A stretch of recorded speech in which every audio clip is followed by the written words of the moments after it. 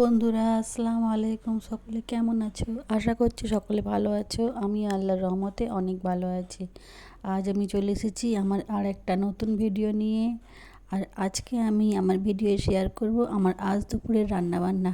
তো দেখতেই পাচ্ছ আমি আজ দুপুরে রান্নাবান্নার আয়োজন করে নিয়েছি।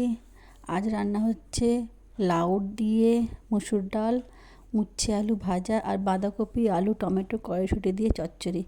এই আমি লাউ ডাল বসিয়ে দিচ্ছি। লাউয়ের মধ্যে মসুর ডাল, টমেটো, কাঁচা লঙ্কা, হলুদ দিয়ে জল দিয়ে ডালটাকে আমি বসিয়ে দিলাম। এই যে আমি ডাল বসিয়ে দিয়েছি। আমার ডাল হয়ে গেলে আমি তাতে ফোড়ন দেবো। ফোড়নের জন্য সর্ষের তেলে তেজপাতা, শুকনো লঙ্কা আর 5 ফোড়ন দিয়ে ডালটা আমি ফোড়ন দিলাম। এই দেখো আমার ডালটা কমপ্লিট হয়ে গেছে। নুন, চিনি, ঘি দিয়ে আমার ডালটা আমি শেষ করলাম।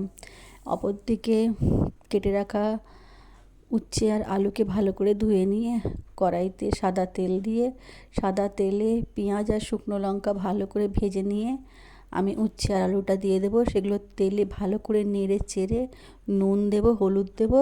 তারপরে আলু আর উচ্ছে গলে গেলে আমার উচ্ছে আলু ভাজা কমপ্লিট হলো। এই আমার উচ্ছে আলু ভাজা কমপ্লিট। এবার আমি কড়াইতে পেঁয়াজ দিয়ে পেঁয়াজে আদা, রসুন, জিরে, ধনে, হলুদ গুঁড়ো ভালো করে ভেজে নিয়ে মশলার মধ্যে আমি বাঁধাকপি রান্না শেষ করলাম।